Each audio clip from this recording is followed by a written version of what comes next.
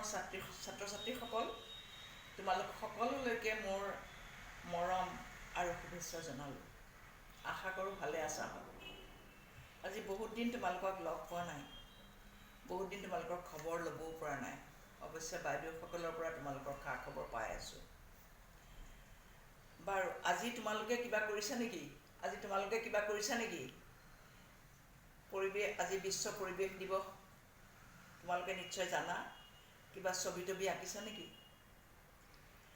আজি এই 5 জুন দিৱসটো বিশ্ব পৰিৱেশ দিৱস হিচাপে পালন কৰাৰ আৰম্ভণিৰ কথাখিনি তোমালোকে জানা নেকি?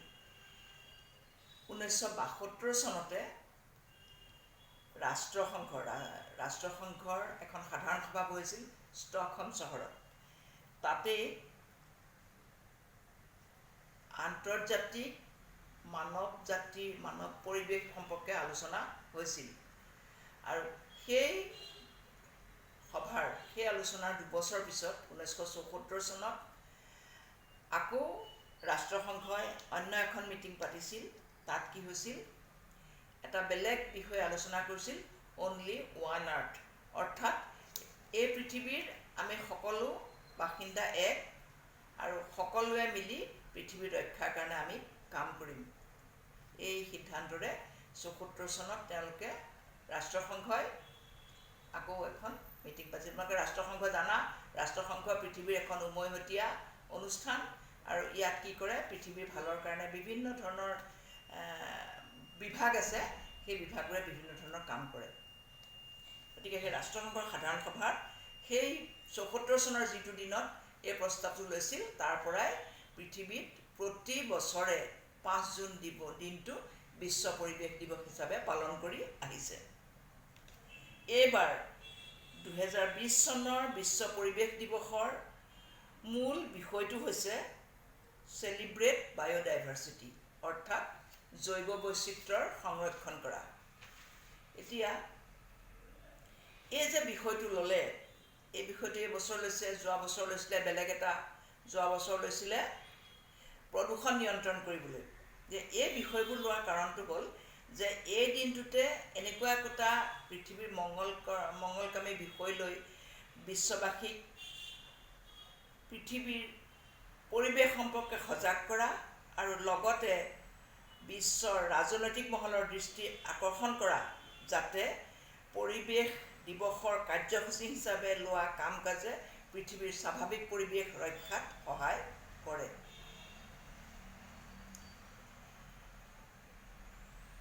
পৰিৱেশ বুলিলে আমি সাধাৰণতে 3টা প্ৰধান পৰিৱেশৰ কথা ভাবিব পাৰোঁ। এটা হ'ল প্ৰাকৃতিক পৰিৱেশ, আনটো ঔদ্যোগিক পৰিৱেশ, আৰু 3 নম্বৰটো হ'ল সামাজিক পৰিৱেশ। পৃথিৱীৰ জৈৱ বৈচিত্ৰ্য সংৰক্ষণত এই 3টা পৰিৱেশৰ ওতঃপ্ৰোত সম্বন্ধ আছে। এতিয়া প্ৰাকৃতিক পৰিৱেশ বুলিলে আমি পানী, মাটি, বায়ু, পোহৰ আৰু পৃথিৱীত বাস কৰা বিভিন্ন প্ৰজাতিৰ উদ্ভিদ আৰু প্ৰাণীৰ কথা বুজি পাওঁ। প্ৰাণী বুলিলে অৱশ্যে জীৱশ্ৰেষ্ঠ বুলি কোৱা আমি মানুহবোৰো পৰোঁ দেই। ঔদ্যোগিক পৰিৱেশ বুলিলে বিভিন্ন ধৰণৰ উদ্যোগে সৃষ্টি কৰা পৰিৱেশৰ কথা বুজায়।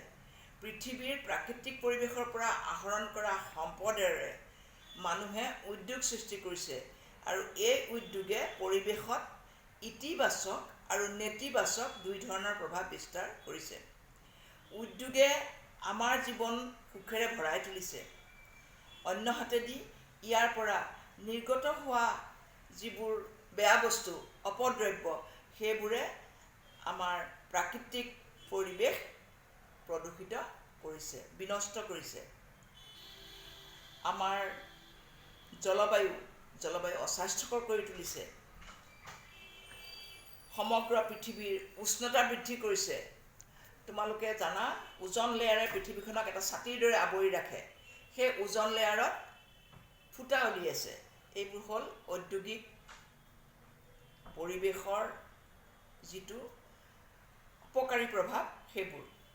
এতিয়া সামাজিক পৰিৱেশ বুলিলে আমি বুজোঁ মানুহৰ ধৰ্ম, সমাজ ব্যৱস্থা, জনসংখ্যা, সামাজিক তথা ৰাজনৈতিক দৃষ্টিভংগী আদিৰ কথা। এখন সমাজৰ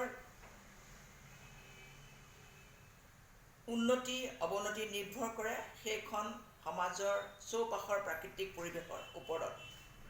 পানী, আশ্ৰয়স্থল আৰু শ্বাস প্ৰশ্বাসৰ বাবে প্ৰয়োজনীয় বায়ু মানুহে চৌপাশৰ পৰিৱেশৰ ওপৰতে নিৰ্ভৰ কৰে। উন্নত প্ৰাকৃতিক পৰিৱেশে উন্নত সামাজিক জীৱনৰ গঢ় দিয়ে। উদ্যোগে সৃষ্টি কৰা প্ৰদূষণ নিয়ন্ত্ৰণ কৰিবলৈকো বিজ্ঞানসন্মত দৃষ্টিভংগী গ্ৰহণ কৰিব পৰা হয়। এখন সুস্থ পৃথিৱী তথা সুস্থ পৰিৱেশৰ কাৰণে তিনিওটা পৰিৱেশে সুস্থভাৱে কাম কৰিব লাগিব। আমাৰ সমাজত সততে দেখা যিবোৰ সমস্যা, পৰিৱেশ সম্পৰ্কীয় সমস্যা, সেইবোৰ হৈছে জলবায়ু পৰিৱৰ্তন, বনাঞ্চল ধ্বংস, পানীৰ প্ৰদূষণ আৰু পানীৰ অভাৱ, আৱৰ্জনা নিষ্কাশন, বৰ্ধিত জনসংখ্যা, জৈৱ বৈচিত্ৰ্যৰ অৱক্ষয় আৰু দুষ্প্ৰাপ্য প্ৰাণীৰ জীৱন ধ্বংস আদি। এই সমস্যাবোৰৰ পৰা ৰক্ষা পাবলৈ হ'লে পৃথিৱীৰ সকলো মানুহে জৈৱ বৈচিত্ৰ্যৰ সংৰক্ষণত গুৰুত্ব দিব লাগিব। পৃথিৱীত থকা সকলো প্ৰজাতিৰ উদ্ভিদ আৰু প্ৰাণীৰ সহ অৱস্থানেই হৈছে জৈৱ বৈচিত্ৰ্য। ইয়াত একেবাৰে ডাঙৰ গছজোপাৰ পৰা সৰু কাঠফুলালৈকে, আনহাতেদি একেবাৰে জীৱশ্ৰেষ্ঠ মানুহৰ পৰা চকুৰে নমনা বীজাণুলৈকে সকলো গছলতিকা আৰু প্ৰাণীৰ কথা কোৱা হৈছে। এই পৃথিৱীৰ প্ৰত্যেকেই এই পৃথিৱীখনতে বিচৰণ কৰে, অৰ্থাৎ পৃথিৱীয়ে হৈছে এই জীৱ আৰু প্ৰাণী জগতৰ, প্ৰকৃতি জগতৰ বিচৰণস্থলী বা আৱাসস্থলী। এই পৃথিৱীৰ প্ৰত্যেকেই মৌলিক প্ৰয়োজন পূৰণৰ কাৰণে আমি ইটোৰ ওপৰত সিটো নিৰ্ভৰশীল। খাদ্য, শ্বাস প্ৰশ্বাস, পিন্ধন উৰণ, বাসস্থান, বেমাৰ আজাৰ, জীৱন ধাৰণৰ পদ্ধতি আদি সকলো ক্ষেত্ৰতে মানুহে যেনেকৈ উদ্ভিদ আৰু প্ৰকৃতিৰ ওপৰত নিৰ্ভৰ কৰে, প্ৰকৃতিয়েও বা সৰু সুৰা প্ৰাণীবোৰেও মানুহৰ ওপৰত নিৰ্ভৰ কৰে। জৈৱ বৈচিত্ৰ্যই, বৈচিত্ৰ্য মানে হ'ল বিভিন্নতা, জৈৱ বৈচিত্ৰ্যই জীৱৰ জীৱন ধাৰণ আৰু বিকাশৰ উপযুক্ত পৰিৱেশ সৃষ্টি কৰিব পাৰে। জৈৱ বৈচিত্ৰ্য যিমানে সমৃদ্ধিশালী হয় সিমানেই সমাজৰ অৰ্থনৈতিক বিকাশ হয়, স্বাস্থ্যসন্মত জলবায়ুৰ সৃষ্টি হয়, বৈজ্ঞানিক আৱিষ্কাৰ বা চিকিৎসা বিজ্ঞানৰ উৎকৰ্ষ সাধনৰ কাৰণে বাট ওলায়। আমি আগতে পাই অহা তিনিওটা পৰিৱেশৰ কথা, তিনিওটা পৰিৱেশ পৃথিৱীৰ সকলো ঠাইতে সমানে নাই, কিন্তু বিশ্বায়নৰ ফলত পৃথিৱীৰ সকলো ঠাইৰে ভৌগোলিক সীমা, ভৌগোলিক পৰিধি চাপ খাই আহি আছে। গতিকে এখন দেশৰ প্ৰাকৃতিক প্ৰভাৱ বা জলবায়ুৱে আন এখন দেশক প্ৰভাৱান্বিত কৰিব পৰা হৈছে। উদাহৰণস্বৰূপে তোমালোকে চোৱা কোভিড-19ৰ কথা। কোভিড-19 চীনত সৃষ্টি হ'ল। চীনত সৃষ্টি হোৱা এই কোভিড-19 পৃথিৱীৰ ইখনৰ পিছত সিখন দেশ মহতিয়াই পেলাইছে। ঠিক সেইদৰে বিজ্ঞানীসকলে কিন্তু ইয়াৰ কোনো বিশেষ দৰৱ এতিয়ালৈকে আৱিষ্কাৰ কৰিব পৰা নাই। তেওঁলোকৰ এটাই পৰামৰ্শ যে মানুহৰ ইমিউনিটি বঢ়াব লাগে। ইমিউনিটি হ'ল ৰোগ প্ৰতিৰোধ ক্ষমতা বঢ়াব লাগে। ৰোগ প্ৰতিৰোধ ক্ষমতা বঢ়াবলৈ হ'লেও আমি কি কৰিব লাগিব? প্ৰকৃতিৰ লগত ভাৰসাম্য ৰক্ষা কৰি চলিব লাগিব। তেতিয়াহ'লে এইদৰে এখন দেশৰ প্ৰাকৃতিক প্ৰভাৱ, জলবায়ুৱে বা বেমাৰ আজাৰে অন্য এখন দেশক প্ৰভাৱান্বিত কৰিব পৰাৰ দৰে সকলো উদ্যোগ, অৰ্থনীতি বা জীৱন যাত্ৰাৰ পদ্ধতিয়েও এখন দেশৰ পৰা অন্য এখন দেশক প্ৰভাৱান্বিত কৰে। গতিকে প্ৰত্যেকখন দেশেই নিজৰ নিজৰ প্ৰাকৃতিক পৰিৱেশ সংৰক্ষণত গুৰুত্ব দিব লাগিব। প্ৰকৃতিৰ পৰা যধে মধে খনিজ সম্পদ আহৰণ কৰি প্ৰাকৃতিক পৰিৱেশ বিনষ্ট কৰিলে ই জৈৱ বৈচিত্ৰ্যৰ প্ৰতি ভাবুকিৰ সৃষ্টি কৰিব। এই ক্ষেত্ৰত দেশৰ শাসনাধিষ্ঠ চৰকাৰখনে অধিক মনোযোগ দিয়া উচিত। ৰাজনৈতিক বা অৰ্থনৈতিক লাভালাভতকৈ জৈৱ বৈচিত্ৰ্যৰ সংৰক্ষণতহে গুৰুত্ব দিয়া উচিত। নহ'লে সমগ্ৰ মানৱ জাতিৰ কাৰণে ই অভিশাপস্বৰূপ হ'ব। কোভিড-19 যেনেকৈ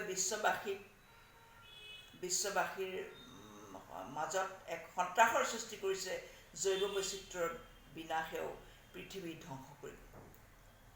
আজি কেইদিনমানৰ পৰা অসমৰ উত্তৰ পূব প্ৰান্তত অৱস্থিত দিহিং পাটকাই বৰ্ষাৰণ্যৰ নিচেই কাষতে বাঘজান তৈলখাদত তেল উলিয়াবলৈ বিস্ফোৰণ ঘটি অভয়াৰণ্যখনৰ জলচৰ স্থলচৰ প্ৰাণীৰ জীৱনলৈ অমানিশা নমাই আনিছে। নৈৰ পানী ধুৱনি কুঁৱলী হৈ পৰিছে। ওচৰৰ কেইবাখনো গাঁৱৰ মানুহ ঘৰ বাৰী এৰি পলাবলগীয়া হৈছে। তেল খননৰ নামত মানুহৰ এনে অবিবাস্য কামে বৰ্ষাৰণ্যৰ লগতে সমগ্ৰ পৃথিৱীৰ জৈৱ বৈচিত্ৰ্যলৈ বিপদ আনিছে। তোমালোক এতিয়া সৰু হৈ আছা যদিও মানৱ জাতি ধ্বংস হ'ব পৰা এই কাৰকবোৰৰ বিষয়ে জনা উচিত। তাৰোপৰি সামাজিক পৰিৱেশ বিনষ্ট কৰিব পৰা জাতি ধৰ্ম আদিৰ ভেদাভেদ আৰু কুসংস্কাৰ নিৰ্মূল কৰিবলৈ ঘৰৰ বাহিৰে ভিতৰে বিজ্ঞানসন্মত দৃষ্টিভংগীৰে আলোচনা বিলোচনা লেখা মেলা কৰা উচিত। প্ৰকৃতি আৰু মানুহৰ মাজত পাৰস্পৰিক আদান প্ৰদান নিৰ্ভৰশীলতা কেনেকৈ সুস্থভাৱে গঢ়ি তুলিব পাৰি তাৰ চিন্তা চৰ্চা কৰিব লাগিব। আমি সহজতে ব্যৱহাৰ কৰা পেট্ৰল ডিজেল আদি জৈৱ জ্বলনৰ পৰিমাণ হ্ৰাস কৰা, বনাঞ্চল বৃদ্ধি কৰা আৰু হৈ থকা বনাঞ্চল ধ্বংস নকৰা বা ধ্বংস কৰা কাৰ্য বন্ধ কৰা আদিৰ বিষয়ে সজাগতা সৃষ্টি কৰিব লাগিব। এই যিবোৰ আমি জ্বলাওঁ, আমাৰ ইন্ধন হিচাপে আমি যিবোৰক পৰোঁ, সেইবোৰৰ পৰা আমাৰ জীৱ জন্তু হওক, মানুহ হওক, প্ৰাণী হওক, মানে সকলো জীৱৰ কাৰণে বিপদজনক কাৰ্বন যিটো মনক্সাইড গেছ সেইটো উৎপন্ন হয়। এতিয়া এই কাৰ্বন মনক্সাইড গেছ যদি উৎপন্ন হয় তেতিয়া কি হ'ব? পৃথিৱীত মানুহ জীয়াই থকা সম্ভৱ নহ'ব বা অন্য প্ৰাণীও জীয়াই থকা সম্ভৱ নহ'ব। আৰু তেতিয়া কি হ'ব? জৈৱ বৈচিত্ৰ্যৰ ভাৰসাম্য ৰক্ষা নহ'ব। জৈৱ বৈচিত্ৰ্যৰ ভাৰসাম্য ৰক্ষা কৰিব নোৱাৰিলে মানৱ জাতি তথা মানৱ সভ্যতা জীয়াই নাথাকিব। তোমালোকে প্ৰকৃতিপ্ৰেমী বা অৰণ্য মানৱ পদ্মশ্ৰী যাদৱ পায়েঙৰ দৰে মূলাই কাঠনি গঢ়ি তুলিব নোৱাৰিব পাৰা, কিন্তু ঘৰৰ বাৰীখনত গছপুলি ৰুবলৈ চেষ্টা কৰিব পাৰা। যাৰ ঘৰত ঠাই নাই টাবত হ'লেও একোখন সৰু সুৰা বাগিচা কৰিবলৈ চেষ্টা কৰিবা। মনত ৰাখিবা, আমি এৰি দিয়া কাৰ্বন ডাই অক্সাইড গেছ খাই গছ জীয়াই থাকে আৰু গছে এৰি দিয়া অক্সিজেন খাইহে আমি জীয়াই থাকিম। কিন্তু এতিয়া তোমালোক সৰু হৈ আছা, ডাঙৰ হ'লে এই কামবোৰ যেতিয়া তোমালোকে কৰিব পাৰিবা, তাৰ কাৰণে তোমালোকক কি লাগিব? তোমালোক নিজে সক্ষম হ'ব লাগিব। ভৱিষ্যতে তোমালোকে একোজন সক্ষম নাগৰিক হিচাপে গঢ় লৈ এনে কামত হাত দিবলৈ হ'লে এতিয়াৰে পৰা তোমালোকে নিজক প্ৰস্তুত কৰিব লাগিব। তোমালোকৰ যি কৰ্তব্য, পঢ়া শুনা মূল কৰ্তব্য, সেইটো কৰিব লাগিব আৰু লগতে সামাজিক ব্যাধিবোৰৰ প্ৰতিও চকু দিব লাগিব।